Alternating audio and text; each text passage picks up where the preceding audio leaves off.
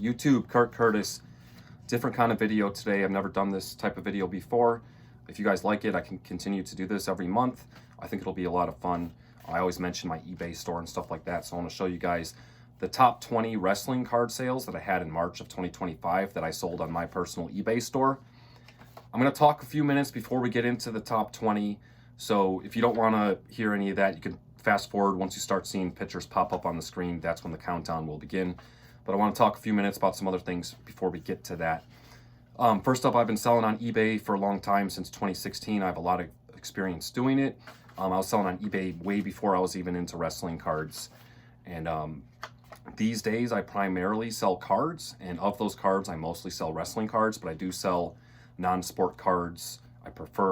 I have some sports cards available, but I don't really go for sports cards. And aside from cards, I do sell other type of items too. A lot of media items, books, DVDs, CDs. Yes, people buy that stuff. T-shirts, small collectibles, Hot Wheels, health and beauty items, hats sometimes, like just small items. I don't have a lot of space. I got a spare bedroom. That's my eBay office, storage room, and all that kind of thing. So small items. I think I have like 9,000 something items in my store at the moment. Probably around 8,000 of those items are cards. So, you know, most of it's cards. Also, this isn't big baller selling $1,000 cards, $100+ cards. I do have some big cards available in my store. Stuff like that doesn't sell that often. It's the low end, mid end kind of stuff that sells frequently for me. And it just goes to show that there's a lot of collectors out there that like this kind of stuff. On social media and stuff, everyone's flashing all the big cards, the graded cards and all that kind of thing. A lot of the hobby still set collects, still goes after the low parallels. They're trying to complete rainbows. They still need those low to mid-end type cards. Also, at card shows, it's a lot easier to find deals on the low to mid-end type stuff, especially for wrestling cards, because a lot of people that get wrestling cards at the card shows, wrestling's not their primary focus, so they're not as knowledgeable about it. Some people don't care, they just want it out of the way. However, if they get a Stone Cold auto, they're going to probably look into it. But if they get a silver ringside from Select, they might put it in a dollar bin and they don't know that's a case hit type thing, you know? Also, like Red Wave ringside cards, like those get often overlooked, and just stuff like that with AEW cards. There's lots of cards, AEW cards, that don't look like they're anything, and they're like case hits or like super rare, and people that aren't into the wrestling world don't know that. So at card shows, from my experience, it's a lot easier to pick really good deals out of dollar bins and $2 bins and stuff like that. You can get cards for $1 or $2 that are worth $6, $8, $10, $15, $20 and stuff like that. Also, you don't need as much capital in the beginning, you know. If you pay $50 for a $60 auto, after fees and shipping, if it's a personal card, it's a great deal, but to flip, it's not. But if you pay $1, $2 for a card, it goes for 10. Yeah. Also, with shipping, any card under $20 gets shipped eBay standard envelope. It's only 69 cents to ship, so that's a major factor in this. Anything over 20 bucks, ship ground advantage, it's about $4, give or take 25 cents to ship it, depending on where they're going in the country. I'm hoping this video will help some of you guys. I could be wrong here, but I feel like a lot of the wrestling card community is involved in Whatnot, and myself included, and that's just a different kind of marketplace. Cards, people will pay up for cards on eBay, what they're specifically looking for. Not everyone's just going from room to room. Do you got any of this wrestler, this wrestler? With wrestling cards, there's way more collectors than flippers. So people don't care if there's a $2 card at an auction that goes for 15 bucks. It's not the wrestler they collect. They don't care. They have no interest in it. On eBay, people are specifically looking for very specific cards, and you can, I think everyone knows, you pretty much can get more money for cards on eBay than Whatnot. It just can take longer for them to sell. I hope this helps. You guys could see some examples, maybe at dollar bins and stuff like that at card shows. You can see what actually sells, because this is proof. Also, on this list, I do get lots of bundle orders, like people that will spend $20 to $30 on just a bunch of cards, a bunch of low-end cards. A lot of times base cards from older sets. Looks like they're trying to piece together sets, like the weirdest orders. I literally had someone spend $20 on Big Show cards. Like people buy this stuff, I'm telling you guys. Like There's set collectors. People buy base cards all the time, man. And like people would be like, I'm not going to list a Big Show, low-end Big Show card. No one's going to buy it. I had someone pay 20 bucks for like a handful of Big Show cards. And I've had many other orders like that too. I'm not including these combined orders on this list. These are just for individual cards. But to be completely honest, I probably made more money in March on base cards and like $2 to $3 and under cards than all of this that I'm going to show you combined.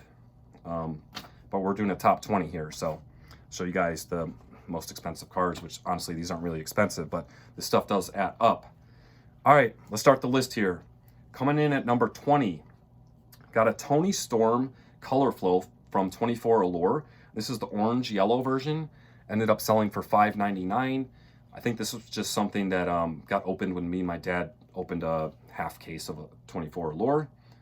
Coming in at number 19, another Color Flow card from 24 Allure, Swerve Strickland. This is the green blue, sold for $5.99. Same situation. I think that was just something we opened. Number 18, Liv Morgan top tier undercard from 23 Prism. This sold for $5.99. This is an example. It's an insert, and it's like undercard, or you know, with Select, it's like T-Mall and the Megas and stuff like those side sets that have specific parallels, especially with the inserts and like the ring sides for Select. That kind of stuff can be difficult to find for people who are putting together rainbows, because that stuff doesn't get opened as much as hobby. So, you know, that's something you can find in a dollar bin. It sells for $6. It's a nice little flip, you know. Although I do believe I got that when I bought that Hall of Wrestling cards locally from that one guy. So moving on, number 17, Sami Zayn purple out of 49 from 23 Chronicles. That sold for $5.99 as well. Don't remember where I got that. Number 16, Liv Morgan Hometown Heroes card, sold for $5.99. I actually had two of these, and the buyer bought two, so they spent almost 12 bucks on the two cards. That was something I bought a complete set of at the card show, the Hometown Heroes set, and just the Liv card sold for 12 bucks, you know. Number 15, Liv Morgan. It's the third time she's on the list already. So can keep an eye on stuff like that, like what wrestlers people are actually buying. We got the red and blue parallel from 25 Chrome. This one sold for $6.99. I got this at the card show. This card I get from that one buyer where like I just put a stack together and he just automatically knocks like a third of the price off and stuff like that. So I don't know exactly what I paid for that. Number 14, FTR Straps Parallel, numbered out of 199, the AEW logo. This one's from 24 Allure, and that one sold for $6.99 as well. That was also from the same guy at the card show. Coming in at number 13, the China Red Wave. This is the premier level from 22 Select, sold for $6.99. It's not numbered. You know, like I said, this is something you can find super cheap. No one's really going to pay much attention to it. It's not numbered. It's not an auto, but it is a red wave, and those can be difficult because those are from T-Mall, and they can be proven to be hard to find for cheap, even though $7 really isn't that much, but compared to like a $2-3 card, it is. Coming in at number 12, another Tony Storm Color Flow from 24 Allure. This is the green blue, sold for $7.99. I believe that was just something we opened. Here's an interesting one. Coming in at number 11, Nikki Bella base card from 2009. Just a base card. Sold for $8.99. $9 for a Nikki Bella base card. This, I think, was also from the haul I bought locally. Reason why I buy those complete sets and stuff like that, like certain sets will have these, where you pay, I don't know, some of those complete sets I paid 20 bucks for, they got 100 cards. You know, one of the cards almost is half the money right there. It all adds up. Top 10 now. Coming in at number 10, Daniel Garcia Green Rainbow out of 99. This one's from 22 Allure. Sold for $9.99. That was probably just something that was sitting in my store forever. Finally, someone came around and bought it. Next up, number 9, Ember Moon Relic. Sold for $10. I don't know what the picture is going to look like because when offers are involved, sometimes doesn't show it on the screenshot, but I think I have this listed at $14.99. I don't have best offers on most of my listings. However, if someone messages you about a card, a lot of times they're serious about buying it. And as long as they're polite and the offer works for me, You know, sometimes I got some room and I can do something with it. This person was just being polite. They offered 10 bucks. I think I paid $1 for this on Whatnot a long time ago. It had been sitting in my store. I took the $10 offer. If people are rude when they message, like comps are this, card shouldn't be priced at this, I'll pay this, like I'm not even responding to that. But when people are polite and it works for me, it's fine. I can give a deal, you know. But with eBay, man, it can be stressful with people like messaging and stuff like that. I really don't reply to messages unless someone's bought something from me or it's a legitimate question. The second someone's rude, it's almost doing this for 10 years, you'll understand. Next up, Matt Martell Auto, sold for $10. This is another case. I think I had this listed for $15. Buyer was polite. They said they needed this for the collection, but they were international. I forget which country they were from, but they're like, look, the international shipping is a lot. I really need this for my collection. Can you do anything? I said I could do 10 bucks, and that worked for them. They bought the card. So I think I got this at a card show a long time ago. There's not a huge demand for Matt Martell autos, you know, Daddy Magic back in the day. So when someone is interested in buying it and it's a fair offer, you might as well take it. Also, with the international shipping program through eBay, it is an awesome program. I know eBay gets a lot of crap from a lot of people, but like this program is great. If someone buys internationally, like they're paying the shipping, like even if you have free shipping on, and they handle all the shipping basically. There's when you print your shipping label, there's a place in Illinois where I'm at, actually a few towns over. It's not even far at all. So if someone orders internationally, it's like the cheapest shipping for me. And then I think there's one in California too. As long as you get your item there safely, it's eBay's responsibility. If there's an issue with the shipping from there, eBay handles it. If the buyer even tries to message you, it'll go to eBay. They talk to them. And if they need to refund, they refund the buyer, because if it was on them with the shipping, once it gets there, you get to keep your money. The buyer gets refunded. Basically, it's eBay's responsibility as long as you get it to the shipping hub, and you don't have to do anything extra. You just ship to the address that is provided to you by eBay, just like any other order. It makes it there. You're guaranteed your money. If there's a problem, it's on eBay. Next up, number 7, Becky Lynch 23 Chronicles. This was a blue numbered out of 99, sold for $9.99. I know that one is technically less than the $10 ones, but because there was offers involved. Next up, number 6, Goldberg out of 49, the neon green from 22 Select. That one ended up selling for $11.99. Have no idea where I got that one at this point. Now we're in the top 5. Got a red velvet PMG, sold for $21. This was something that me and my dad opened in a box. I think I had it originally listed for 40 bucks. But there was a couple issues on the card with PMGs. There was a little, like, on one of the edges, you could see there was a little ding or whatever. Not ding, but like, I don't know, the edges weren't great on one side of the card, and there was a little like dimple in the card, which I did put in the listing. And but the buyer actually was polite. I could do 21, man, if you really want. This card had been listed for a while. It's not something I bought to flip. It was just something that came from packs that I happened to open. There was issues with the card. This person was interested in it. They were being polite. So I said, fine. But I also told them to double check the pictures because there were some issues with the card. And they said that they had seen it and they didn't care. They were trying to put the set together and told me that there's almost always issues with PMGs and they weren't worried about it. So that worked out, $21. Number 4, Ivy Nile Auto from 22 Select. This sold for $29.99. This is something I picked up off of Whatnot for like 5 or 10 bucks a long time ago. Sometimes I don't get to listing cards right away. They sit in a box. I forget about them. I bring them out later, 6 months later, a year later. This was one of those cases. When I listed this, it sold, I think, within a day or two for the full asking price of $29.99. So with 22 Select and the 22 Prism, just 22 WWE sets now, guys, like, that stuff's not readily available on eBay anymore. Like a card out of 49 might not even be available for sale.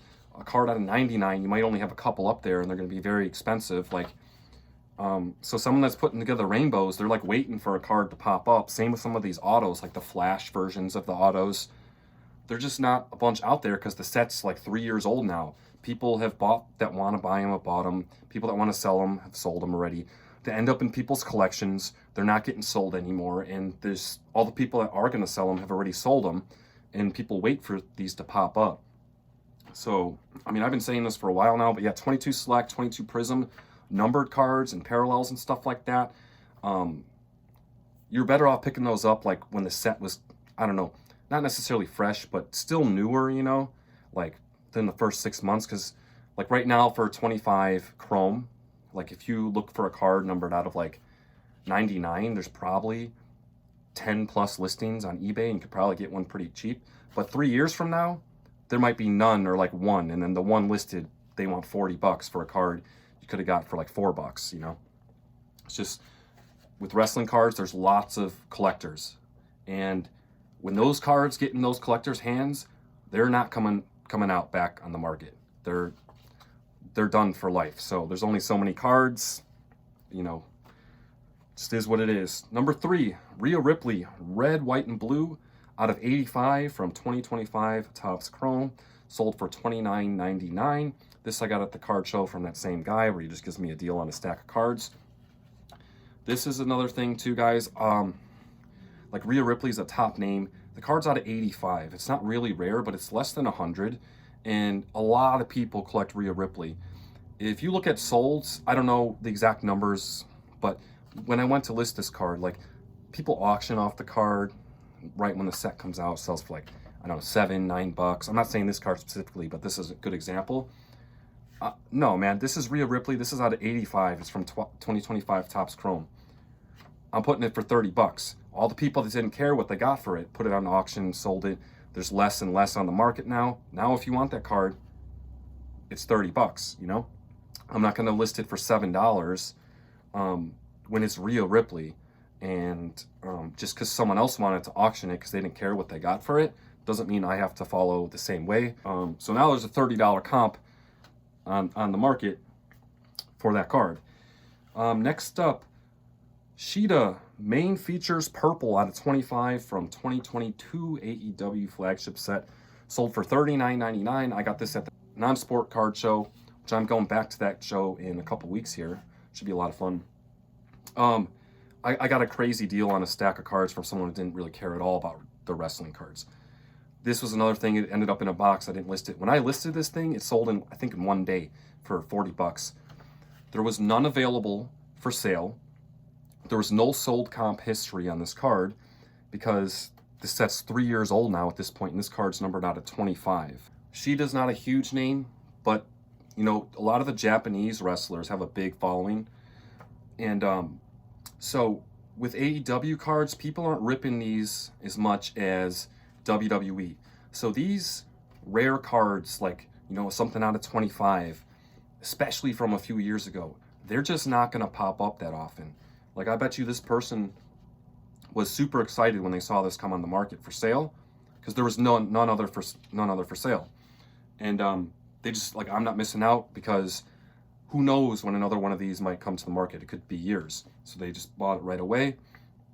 And that's the case. Yeah, some of these AEW cards that are rare, low numbered and stuff, like they're just sometimes just literally not even available for sale if you want the cards, and you have to just wait for someone to like rip it and list it. And but yeah, so be careful with some of your like low end or low numbered AEW stuff. Like, don't necessarily give it away because there's a lot of depends on the wrestler, you know. Sheeta's a solid enough wrestler, solid enough following in my opinion. Not a huge top name, but big enough where there's definitely people out there that collect your cards. And a card out of 25 from 2022, stuff's just not going to pop up, so it's sold instantly.